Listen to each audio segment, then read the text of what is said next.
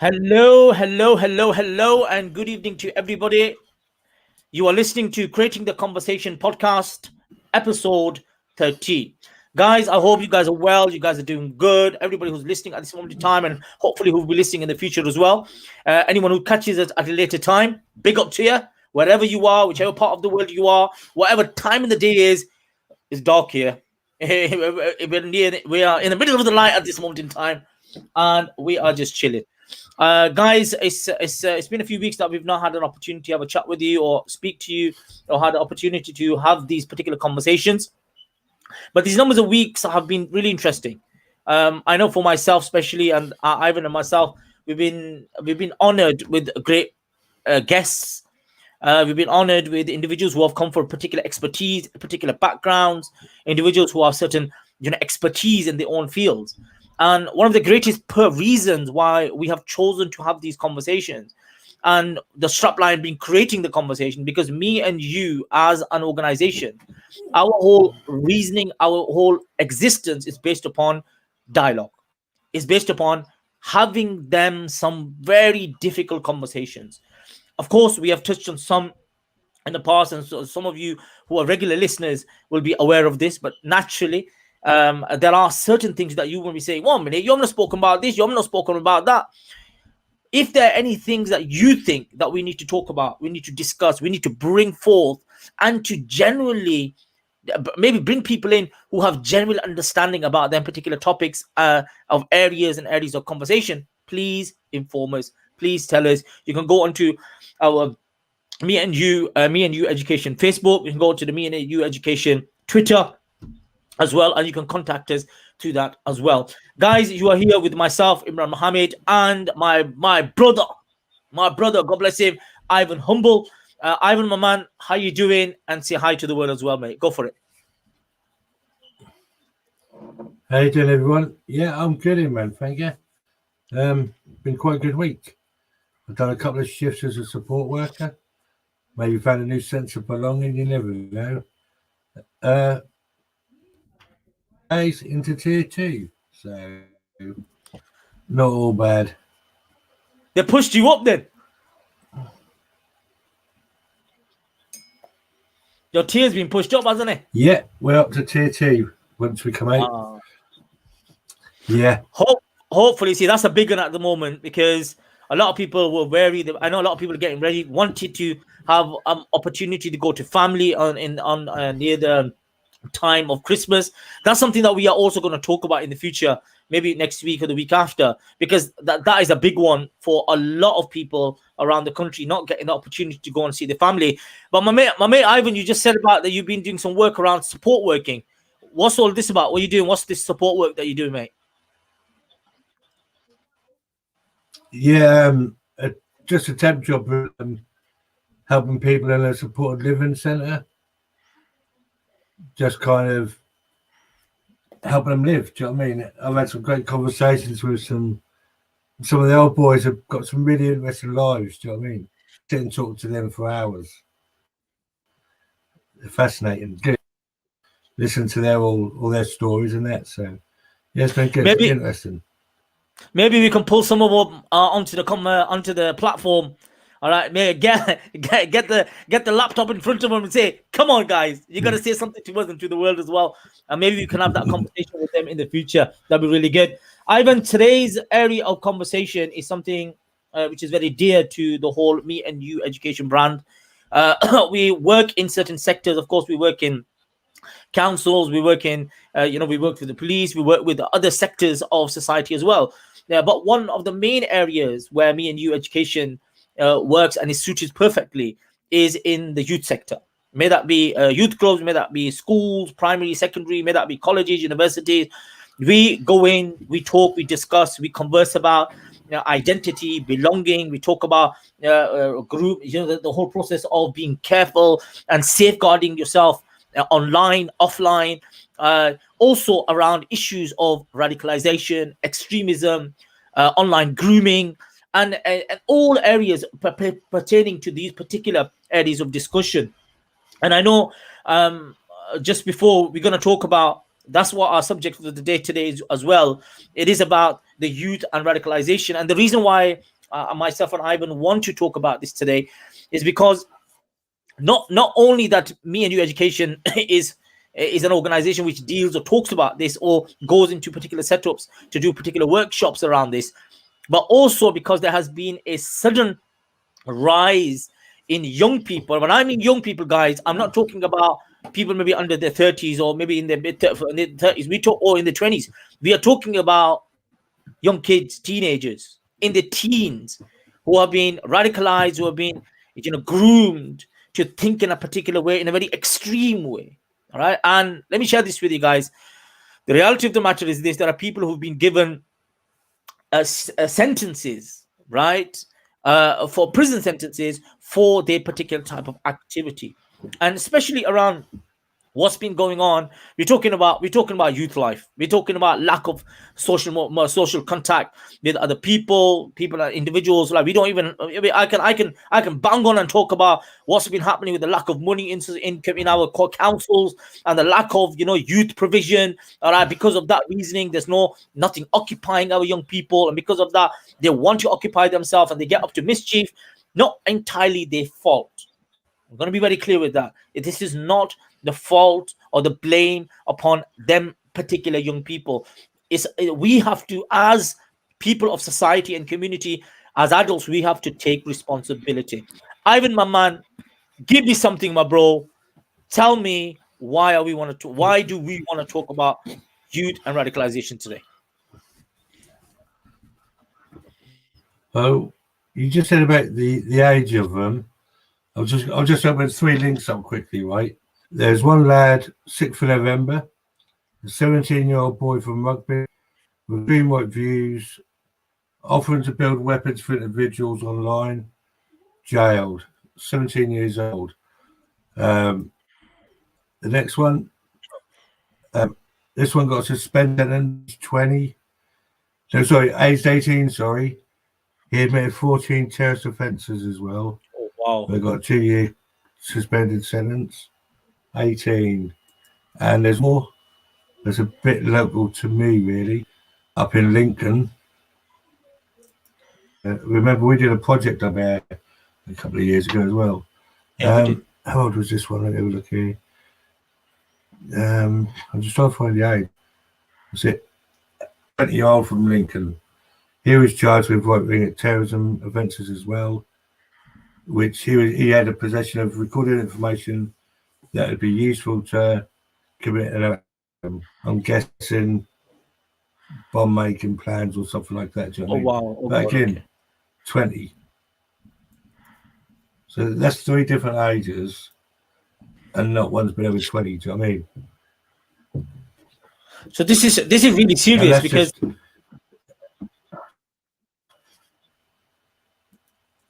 that's just 3. I could have probably got up probably about another 10 over the last couple of months. Do you know what I mean? All about that.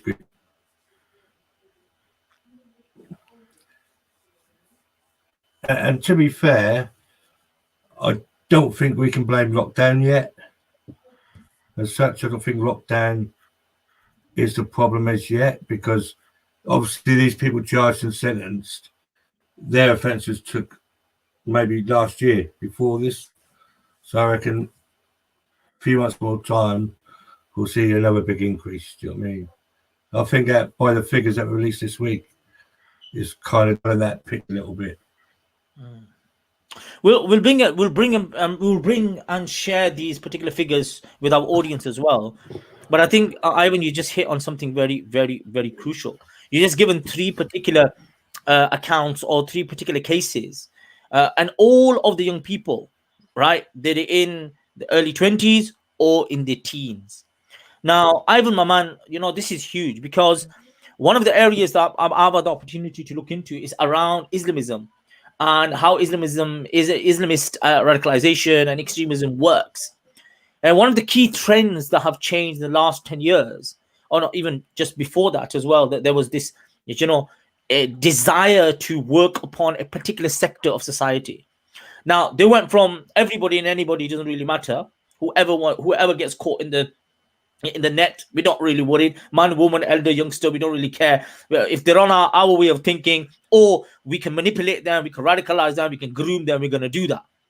Now, the second, what they started to realize was, that when people are of course, they're older, they formulated a particular, model of the world. They have a particular view of society. All right, they have formulated the idea to a certain extent, right, wrong, good, bad. Do you understand? Or the certain norms of society, what is correct and what isn't. People tend to make the correct decision. They don't want to be radicalized. They don't want to, or they don't get as radicalized. They're much more critical thinking. They're more reflective. Whereas if you're younger, if you are a child or a young person who's going through adolescence, a young person who is still formulating their views and ideas of the world, they have biological issues going on, they've got psychological issues going on of finding themselves. That is a very vulnerable age. Now, looking at all of these particular three cases, and I was just reading some of the statistics that you have just mentioned, Ivan, last year's statistics, they go into thousands of cases that have been brought to the attention of authorities, and nearly more than 54% of the cases have been under 20. Yeah.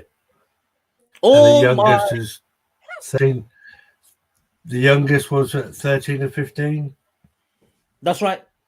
Do you know what I mean? These kids they've got to be secluded up in their room. They've got to be bored. I don't know, it could be many things that get them involved. Do you know what I mean? Their brother, cousin, family member. And especially in the last few months, it has been a confusing time for a lot of things. Do you know what I mean? A lot of different influences coming in. I think it's just pretty well out there at the minute for a youngster, not knowing where to turn, especially with them being for so long. They've had nobody they speak to, because their mum and dad's probably busy working from home. So if they've got something, they'll probably look up online. So easy little things like that. Like I said before on a previous podcast, I'm a single dad. Many a time I've told my daughter, I can't sit on your laptop. Have I really checked on it, if I'm honest? No. She could have been watching anything.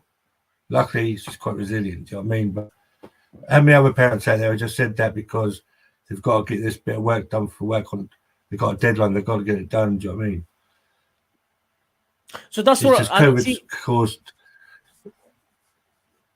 No, you're right. You're right. If COVID, carry on, mate. No, COVID has caused certain issues and problems, all right, in the light of what's going on. But Ivan, this issue, this problem is much older than that. It's much older than COVID. It's coronavirus. It's much older, all right, than this particular pandemic. This is the way we see the world. We believe, and let me be clear, my area of work in academics or education, because I'm an educationalist, I work with people of particular, all ages, and especially between 13 to 25-year-olds. And one of the key things that I look at as a qualified youth worker as well is that no doubt these young people are vulnerable.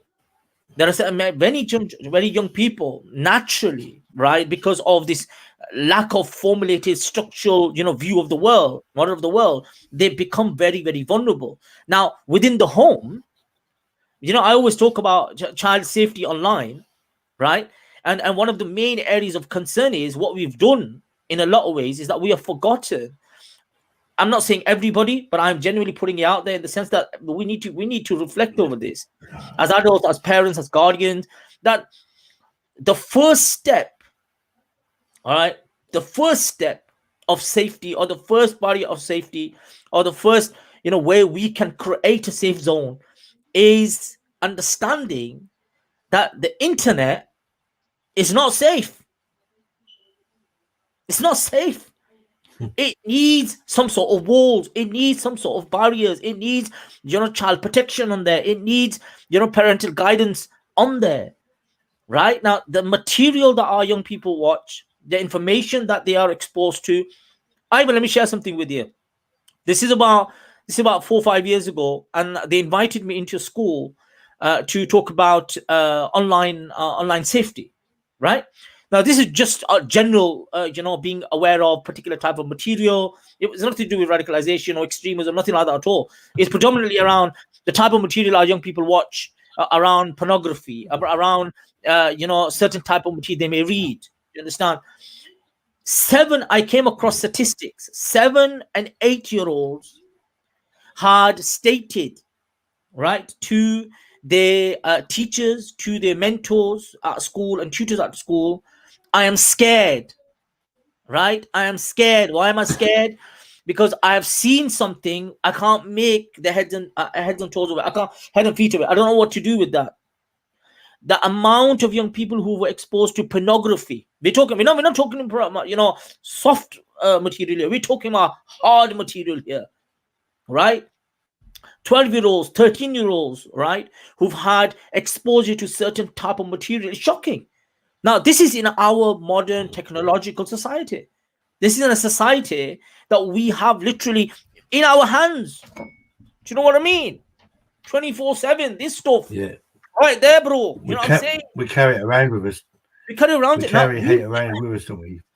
That's what I'm going to say, Ivan. Look, now think about it for a second. You're a 15, 16, 17-year-old, or you are 14, 15-year-old. You're a girl or a boy, okay? You want to keep contact with your friends. You want to socialize. You want to chill with them. This is normal. What I'm talking about is just normal. This is a normal, developmentary need requirement of young people. We are social animals. We need this. Guess what we've done? We've got this now.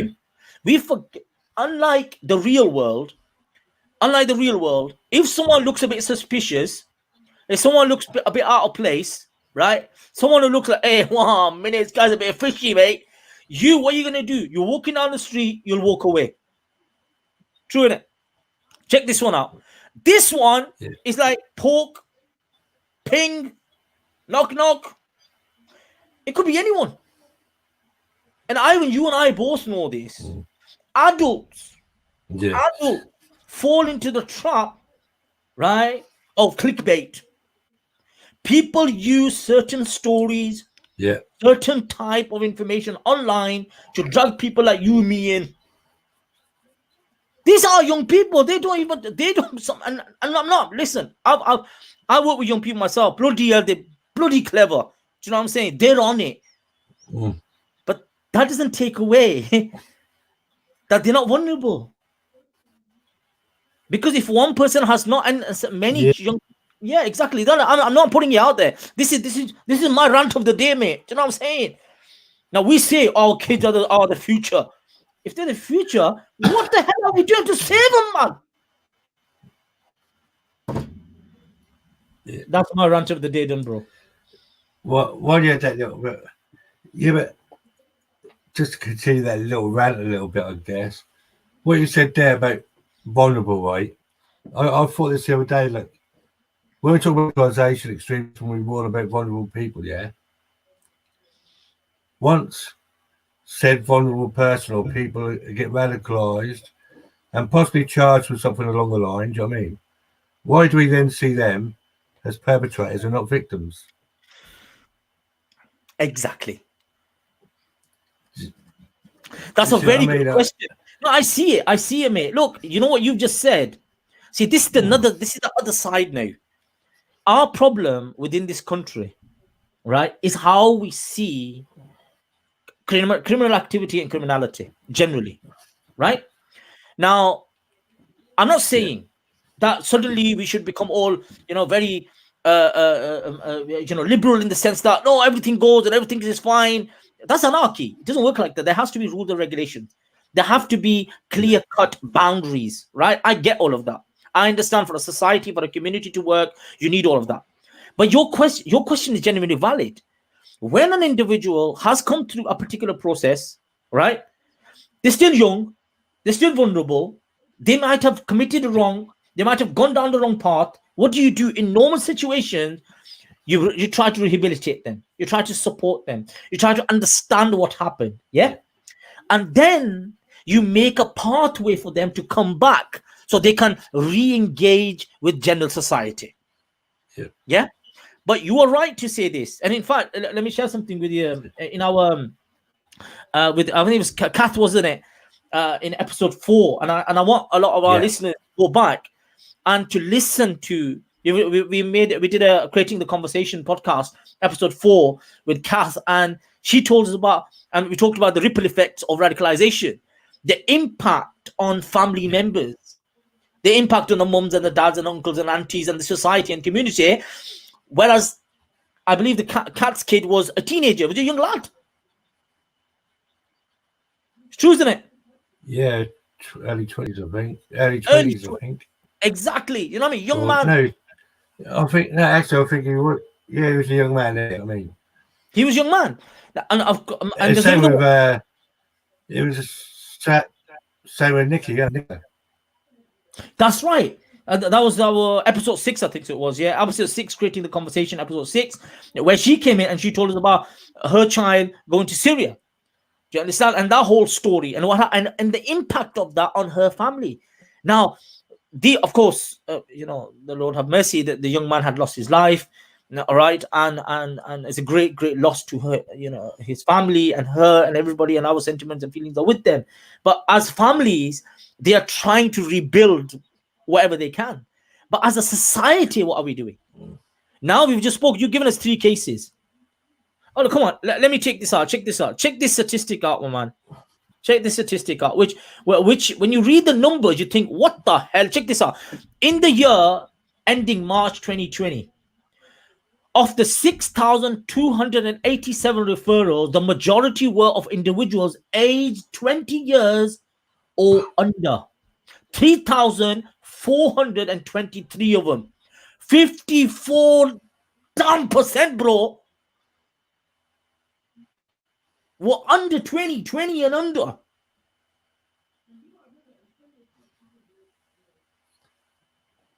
That would refer to the channel process. Now, why are we talking about this? Why are we discussing this? Why are we mentioning this? Why are we screaming and shouting about this? You know, look, Ivan, my man, tell me, bro, give me some help, bro.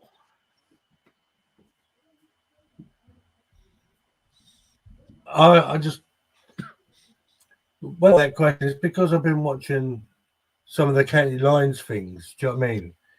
A couple of the practitioners who I know there, they said the same things about the county lines lads. When they get groomed into gangs, they then get charged with an offence, and they're seen as perpetrators. Then, do you know what I mean? Their vulnerabilities and everything's forgotten about, and it's kind of the same in our world. Do you know what I mean? You see people with autism and that getting sent down. I'm not saying that there shouldn't be some place, but you need to allow for this vulnerability more. And that's on all sides of the extremist fence. Do you know what I mean? I'll say I'll get later on, but any extremist, do you know what I mean, like that, of a certain age, a young age, there needs to be something different. Like, when you're an adult, you make your own choices and decisions, do you know what I mean? But when you're still young growing up, you're going to make mistakes and that, do you know what I mean? Yeah. So I'm not saying, maybe what I'm trying to say is, obviously they need some kind of custodial. Is that label terror of conviction, do you know what I mean? That terrorist label for an under 16-year-old, say, how are they going to improve their life to move on, do you know what I mean? Society won't let them. No, there is one thing. Thinking, do you know what I mean? But no, I don't disagree with you, I don't disagree with you, Ivan, but let me share something with you. Within the legal process, we still have something in an area where we try to keep the identity of a young person anonymous, at least if they're under 18. Now, if they are under 18 or even over 18 and they're a vulnerable young person, within the law, it's very clear that you still have to protect their personal identity. Now, if you remember a number of years ago, when that young boy child was murdered by them 2 young boys. Jamie Bolger case, yeah. Now, the 2 of those individuals, all right, now their identities are anonymous. We don't know who they are. We don't know, you know, they've done a number of years behind bars and etc. All right. One sector of society will say, no, we need to know who they are. The other sector will say, no, 1 minute. If we are not going to give these young people a chance, right? We are not showing the human side of our society. This doesn't show that we are a civil, upright society. One of the key components of an upright civil society is this, a community is this, that we give people opportunities and chances. We do that. Now, Yeah. within this is what I'm going to say. But the thing is, because I work very closely with individuals who work around the psychological side of people who commit a particular type of extremist activity. Right now, all of them say that what we have seen is the majority. When I say majority, I mean 80% and above. Right, that's what they're talking about. 80% nearly, which is a percentage that we are discussing about. Those individuals who come through the door, right, because of some sort of extremist activity or radicalism, may that be from the Islamist side, may that be from the far right side, whichever way it is, there is some sort of issue around them being on the spectrum, them being have autistic tendencies, right, or other vulnerabilities. Yeah. Now, just the basic vulnerability of a lack of understanding of right and wrong on the basic boundaries, that is also a vulnerability. If one does not know what is right and wrong in the context of what you can do, what you can't do, isn't that a vulnerable state to be in? Isn't that person open to be exploited? Mm. Now, I'm talking about Yeah, I agree. fully fledged, developed adults that fall into some major mistakes, right? Now we're talking about young people, and the only reason we are discussing this, Alive, and I know when we were talking about this for a while now, it's been a few weeks, we've been just generally reminiscing over this issue, and like we said, me and you education as a company is all about going in, helping, supporting, talking and discussing about identity and belonging and how to keep yourself safe and how to be aware about what's happening online. But Ivan, I'm going to ask you this, and I think this is very important. Why is this happening? Why is it that you feel that our young people, like we just said, you just give 3 cases, live cases, these are, of all 20 and below. The 54% that I've just shared with you, which were from last year's, it's a whole year from last year's April, not last year's, 2019 April till 2020 March. 54 cases were 20 and below. Why is this happening? It's probably due to all the closures of the youth clubs and everything. The youth don't have nothing else to do. They stand on the street. A lot of this is boredom, I think. Do you know what I mean? That's how they get involved through boredom, and then the boredom leads to friendships after a little while. Hooked, didn't you? Do you know what I mean? Once that friendship forms, that's normally when the hook digs deeper. Then they can take them path. But I do think a lot of the youth is boredom. You know, it's like man, no youth clubs, no sports clubs are limited now. Do you know what I mean? Everything costs, so a lot of poor families can't afford some of the things. There's loads of reasons really, but I do think boredom plays a big part of it. Because what if you're a teenager on the street with your mate playing football, you're no longer seen as a group of mates playing football. You're seen as a gang nowadays. Do you know what I mean? You've got that stereotype now. Most teenagers wearing hoodies are gang members and stuff. It's boredom because we're not giving them nothing to do. And when they are trying to do something, sometimes we're being a bit hard on them. See, I've seen this in the youth sector, and you're right. I think it's very, very, very important that you highlighted this. Even if there's a bunch of young people standing around, naturally, there's no youth provision, there's no particular activity that's taking place. Like I said, I'm a qualified youth worker, and one of the key areas that I used to work in was I was doing a lot of outreach work. So I would go out in the evening from the youth club, go and drive around, see young people if they were standing in the corner, doing whatever. Oh yeah, lads, what are you doing? You all right? What's going on with you? You're okay? Yeah, everything's good. Yeah, everything's fine. Now, it's in one way, someone will say this is not a police state. We weren't policing them. We were just doing our work and keeping them safe. Now there might have been 3, 4, 5 lads or lasses just standing around. Yeah. Now in our area we would go around and do that. Now in a way this was a sign to them that they're safe. We knew that they're safe, and they also knew that there's somewhere they could come to. Now it's not a place where there's no judgment, there's no stigma. They can have a bit of a laugh. You know what I mean? They can be around their friends, a bit of mates as well. All right, the place will be open for a few hours. There's a bit of computer games there. There's a bit of a table tennis there. There's a bit of a we have something called informal, non-formal education. Just having a laugh with someone, it helps them mentally. Oh yeah, I had a bit of a conversation. And let me share something with you, Ivan, myself. Some of the issues that I've had the opportunity to talk about and discuss with young people, teenagers and below, about the opportunity is in the youth, in the youth groups. In a very casual space, they'll talk about it, they'll discuss it. And Ivan, you're right to say the vulnerability of being, they're also vulnerable because they're bored. Now, when one is bored, you can't go out, right? It's cold. Okay, you got nowhere to go. You can't stand on the street. You get stigmatized. Oh, these youth and they all gangs and everything. What are you gonna do? You're gonna close yourself up in your room. What have you got? The only access or the window you have to the world is a laptop, is a tablet, is a phone, or whatever it is.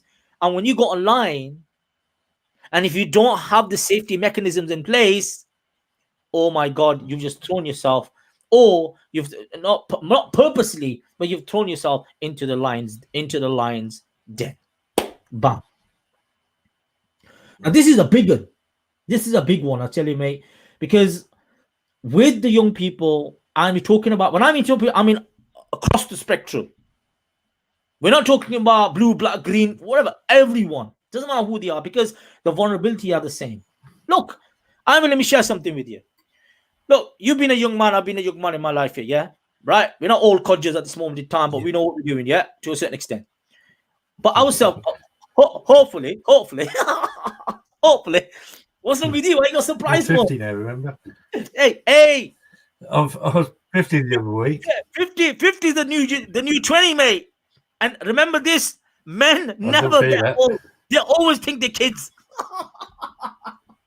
Yeah, they always think they're kids. Ask our ladies. Ask our ladies. You know what I'm saying? They'll tell you exactly that. But what I'm saying, mate, what I'm saying is, look, you got these young people now. Naturally, they want to do something with themselves. They want to have a particular lifestyle, etc. And there are certain things which need to be understood.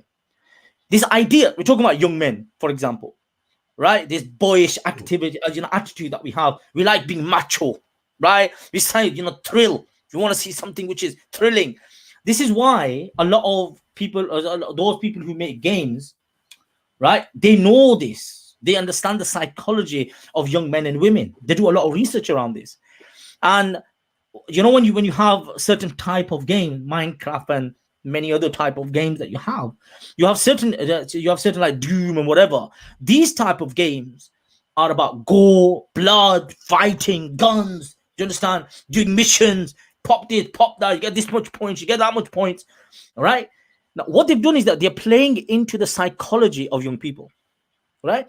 What is the makeup of young people? And the sad thing is, and this is something I know, Ivan, yourself, you're passionate about, and you have spoken about many times, again and again, that extremists are using the same method, the same tools to radicalize and groom our young people. They're making games, they're making online material, they're making hooks to drag our youngsters down a certain pathway. You want to shed some light on that, mate? I know you. This is something which you are very passionate about. Well, the gaming side of things, do you know what I mean, is they're not just doing games just for that purpose. It's like innocent games, like some of the other ones we talk about, Roblox. What's the other one with the blocks? Minecraft. They just put their own modifications in there. So, like, we've seen screenshots of Ku Klux Klan members and things like that. He's just planting a seed to an innocent game that might not even grow in that person, but for some it might. Do you know what I mean? We see that other game recently that after Anders Breivik attack in Christchurch. Yeah. 2-3 weeks after that, we had a game called Intruders come out online. That was a first-person shooter where you actually played Brendan Tarrant with a body clock counter and everything. Do you know what I mean? So these games out there, there's numerous games. It's like the one that was exposed in Germany just a few days ago, where I think one of the characters, you can play Martin Sellner from General Slugetsky. Oh my God. Okay. They put figures into games. I think I did send you the link, but you might not have seen it. But yeah, this was just a couple of days ago in Germany they exposed this story. Yeah.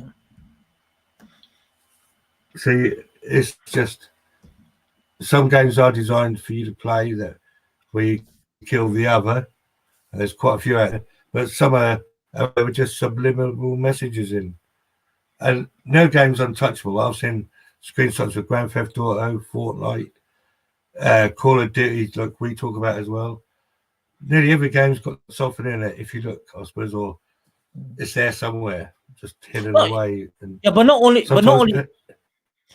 that, is it, mate? You know, I suppose you could call. It's like stumble upon radicalization in it. You stumble upon something that leads to something else. Do you know what I mean? That's kind of what it is. Yeah. And looking at the vulnerability and the boredom of young people, and that's why I said, you know, they have understood, they've done research. And when I mean they, I mean extremists have also done research. They've taken mainstream research and they have developed their material accordingly. Now, these ideas of all of these games, which are well known, these are mainstream games. These are played on mainstream game consoles, right? And many of them are played internationally. I could be sitting in my room and I could be playing with someone on the other side of the world. I don't know that person. I don't know if what they're saying in their profile is exactly who they are. I don't know who they are. Do you know what I'm saying? And on this side might be a not vulnerable, it might be a young 12-year-old, 13-year-old, 11-year-old, 10-year-old playing, you know, whatever game they're playing. And there is no, and sometimes sadly, what tends to happen is that we have this attitude. Oh, they find they're in the room. They're safe. They're in their room. No, we need to change this attitude. There has to be some sort of clarity. Yeah, go for it, mate. See, the trouble is with the online gaming space, I think, is just like we're doing. We've got headphones on. Nobody else can hear in the room what's being said to you. That's where I think they can manipulate people because it's there to have that conversation with that person. Do you know what I mean? Maybe parents should, if there's a way they could do it without headphones, probably the safest way to play a game. Do you know what I mean? That way nobody can influence your child. No, true. I don't disagree. But on the other side, if there's bombing and shooting and things going on, they go bang, bang, boom, everything. Yeah. Oh, you come on, you gotta go down here and everything. Parents are like, oh, could you shut down the racket, mate? Do you know what I'm saying? There's that side to this as well. Yeah, there's easy solutions. Do you know what I mean? No. For me, it's important that as parents, as guardians, as people who work with young people, we start to understand young people need something to occupy their mind, right? Now, naturally, the world we're in, the type of the technologies that we have to use them or create something which is much more positive for our young youth. We can't just say, okay, if there's embargo, no more this and no more that. See, I don't believe in the idea. What that is, when you create an embargo, when you create, yeah, exactly, it doesn't work. What happens if people are like, 1 minute, why can't I have that? Then what happens is they try to find other avenues. Exactly. They try to find other avenues to go and get what's illegal at home.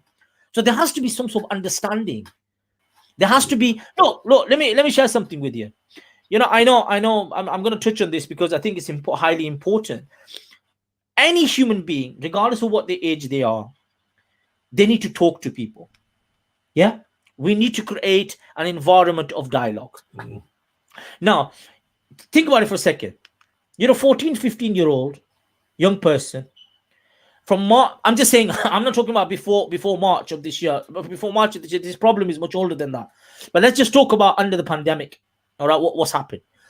In March, your school got closed down, right? For the next 5, 6, 7 months, okay, everything was done at home.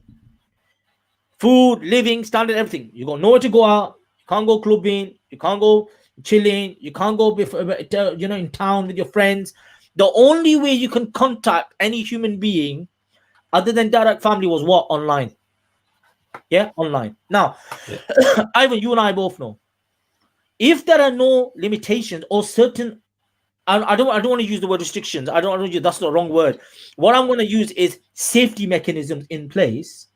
If there are no clear safety mechanisms in place for parents and guardians to keep in mind, and for the young persons themselves, because young people themselves are not naive. They many of them, once they are told, once they're informed, they understand where the limit is. But that has to be done through educational means. See, like as an organization, me and you education, that's one of the things. And Ivan, like we'll walk into a school, primary school, secondary school, college, uni. We'll walk in and we'll talk about these sort of issues. And because we're coming from these worlds, all right, it makes it a bit more easier for us to say than a teacher to say. Because when we say that, oh, 1 minute, this person came in, he came from a certain background and everything, yeah, and he told us about this. We might have to, be a bit more safe online, whatever. And it really works. Because that dialogue and discussion and conversation. And Ivan, you and I both know, as human beings, we want someone to listen to us. When people in the real world don't listen to us, we are going to find someone online to do that. And guess what? We've got, forgive me putting it like this, we've got vultures sitting there like this, ready to pounce. Come on, man. Am I making sense? Am I just thinking back, talking baloney here? Yeah, you are making sense, but I just thought of something else as well. When we say about keeping kids safe online, because the media company is the job of the parents. Because look how many schools we've been in, and when we ask that question, who's on social media, how many hands go up? And it's most platforms is 13, isn't it? And some of the kids aren't 13, you know that. So, and the kids are clever. Like we've come across a couple where, yeah, I'm online, but mum doesn't, because I put this extra date in and I've got a different name on there. Yeah. So it's the parents' job to check the social medias at home, do you know what I mean? Because although they say you have to be 13 or whatever to join these sites, you just put in that age for that person, do you know what I mean? Yeah, that's it. There's no added safety barrier there, do you know what I mean? There are at the moment, what they've done is that they've created some online measures. For example, I know I believe it's with Facebook. What they are done was any child who makes a Facebook account, they can put in, the parent can put in their email. So any type of activity that takes place, the parent also gets an email they get an email to inform them of what type of activity the child has been doing or what type of information that this is okay. This is not policing your child, but this is keeping your child safe, your young person safe. That's what's important. And ultimately, for me, Ivan, it's not about policing them. That's one measure. The most important measure is dialogue. To talk about these things with your kids, to talk about these things with your young people. Yeah. Right? They're not, guys, look, being a parent in itself, no one teaches us how to be a parent. Let's get that straight. No one teaches us that. We learn by doing, sadly. Or it's learned behavior. Whatever we've seen our parents do, that's what we do. And the thing is, look, I'm a parent myself, guy. Ivan, I know you are as well. God bless you, man. And the thing is, this is the hardest job. Because if we start looking at our own parents have not gone through the same type of obstacles that we are going through, or issues that we are going through that they didn't go through. Forget everything else, just the technological world, right? The phones and the tablets and whatever it is. This is not even in their world. This was not part of their world. This is not something that they probably were worried about. Right? This is something that is our concern, our worry. So that means we have to become much more tech savvy. We have to become much more aware. So we will have to go out and learn. And there's nothing wrong with this. Go and learn about the technology that you have in hand. How your child, which you look after, you love, you care for, how can you keep them safe, guys? And the reason for discussion of our conversation today, which is of course the youth and radicalization, is we not when we talk about youth, we're not talking about people who are within their 20s or in their 30s. We are talking about kids, young people who are within their early teens and even before that. Because that is sadly that's the target. That's the target audience of these very extreme individuals. Because what they want is, sadly, what they want is individuals who have not fully formulated a view of the world, a model of the world, who don't fully have these abilities to critically think and to come to particular conclusion and views and ideas. If they get them young, they could mold them as they want.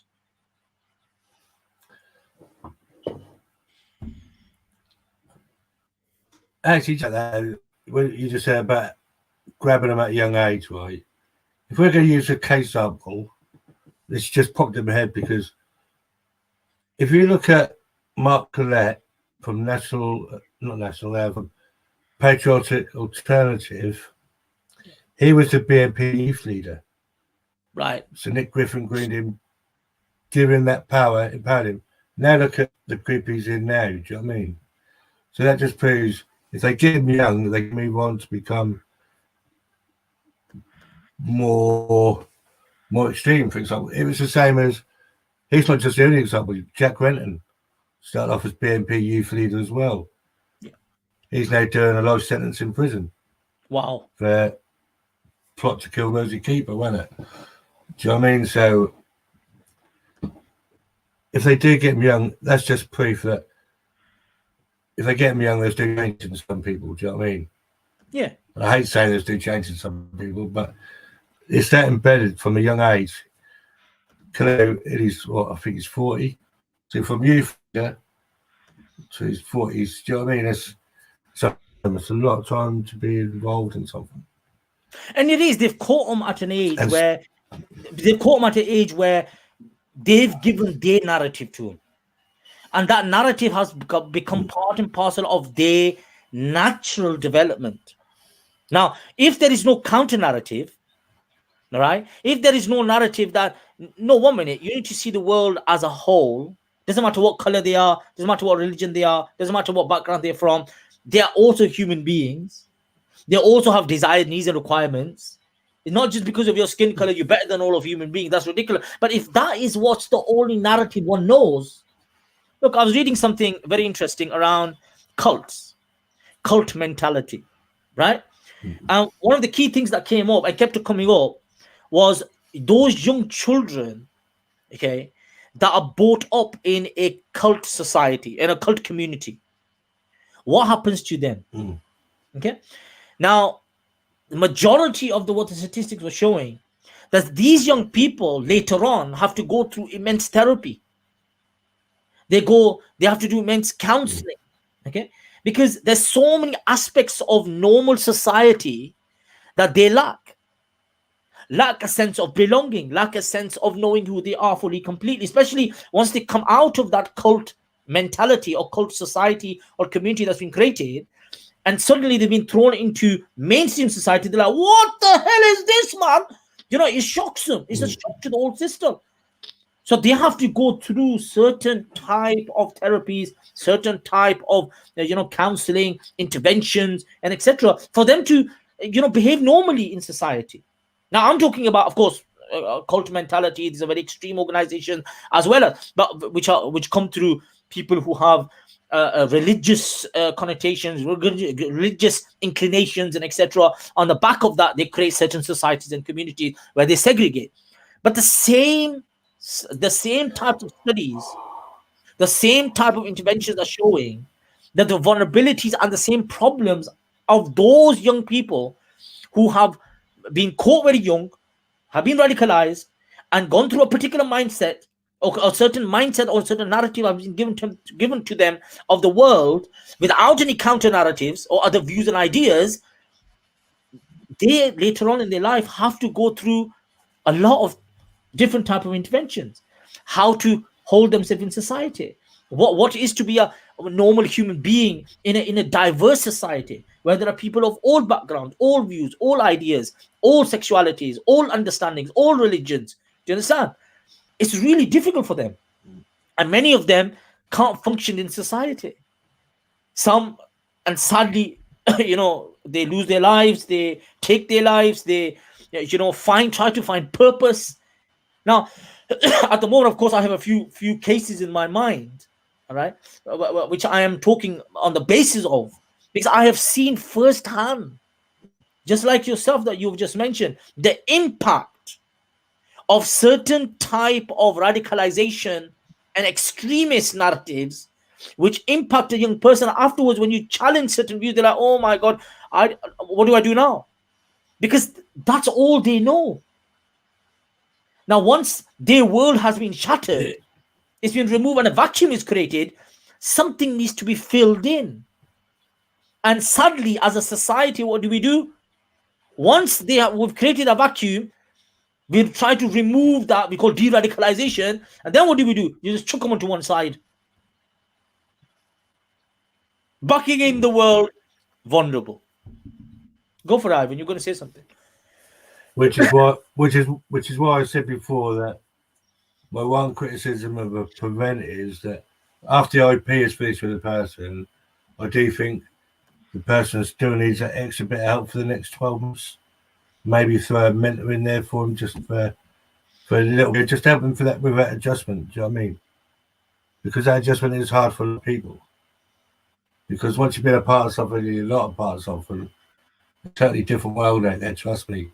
I've been there, do you know what I mean? So it is, you have to rebuild a lot of things, and it's not easy doing it on your own.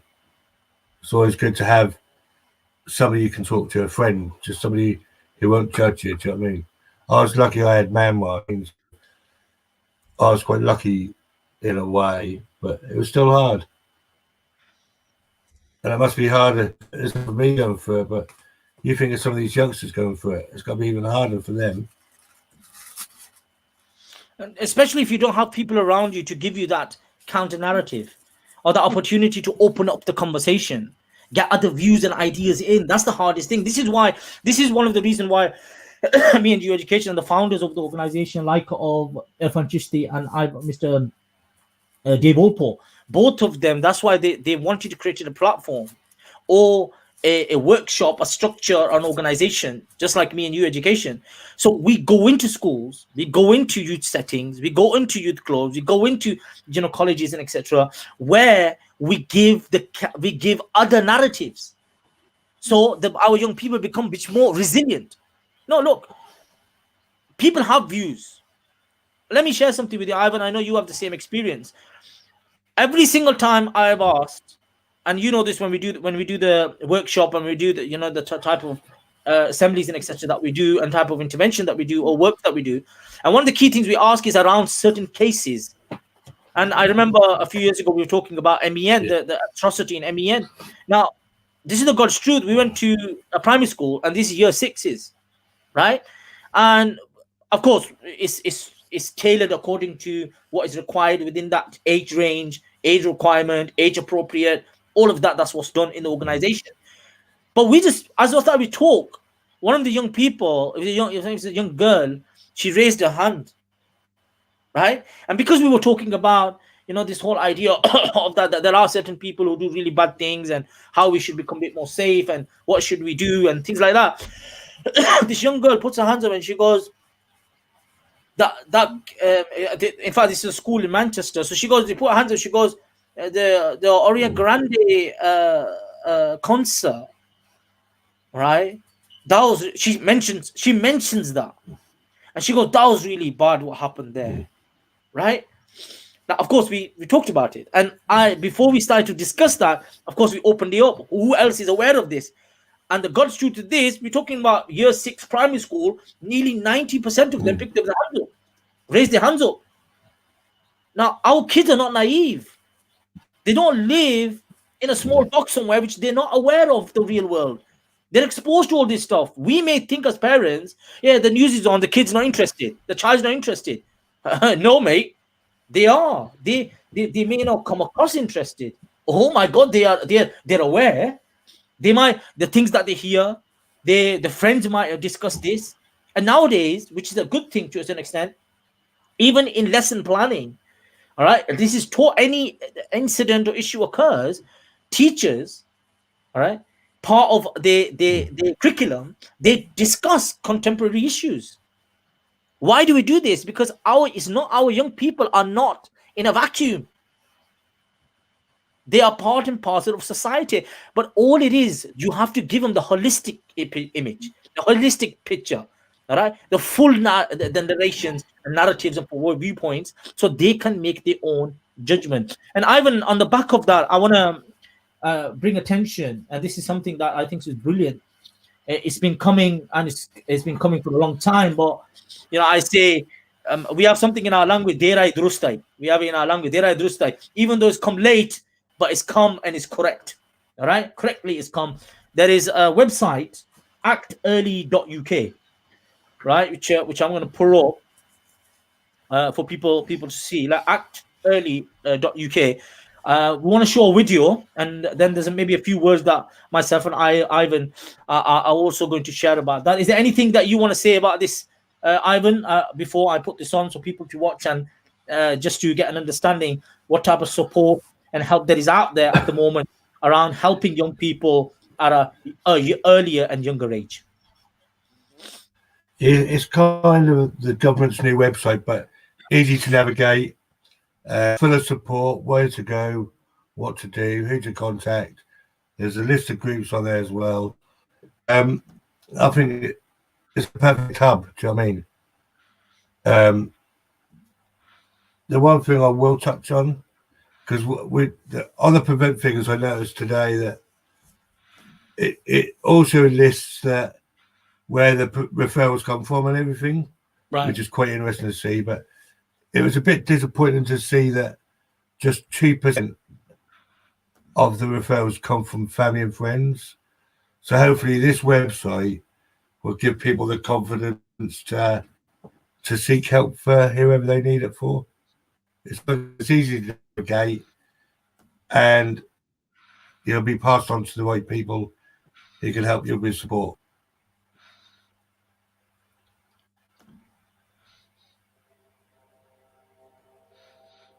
If you're worried someone close to you is being radicalized, act early and reach out for help. We give advice and guidance, and together with other organizations, we can put the right support in place. Without it, loved one could be drawn down a dangerous path. So we'll work to help them escape it. You won't be wasting our time. And if you act early, we can help before it's too late. If you're worried that someone you know is being radicalized, visit actearly.uk. I think that's brilliant, right? It's been coming, it's come now at the moment. It's brilliant. It's something that people can go to if you have a worry, if you have a concern. I know there's always these issues about, I'm going to get, there's going to be stigma attached to this. Guys, look, the type of work that we do, one of the key things is about trust. It's about trust. Now, I always say this, and I know Ivan always mentioned this as well. If you're unsure about something, if you don't know about something, ask the most trusting people around you. Ask a teacher. Ask a certain council member that you feel that could give you that support and help. Ask someone, maybe a neighbor, someone who might have a little bit more understanding. But don't stop yourself from doing the right thing to give that support and help. If we can act early, there's a lot of support and help we can give. Thank God, it's taken a long time. I'm going to be blunt. There's a lot of mistakes that have been made, Ivan, in the last 15, 20 years. A lot of mistakes have been made. My own community has become stigmatized, alienated, polarized, pointed at, hate thrown at us, because some nutters, who look like us, who come from our background, who are Muslims, right, who do everything like us, and then they act in a very extreme and unacceptable way, right? And sadly, we are the victims.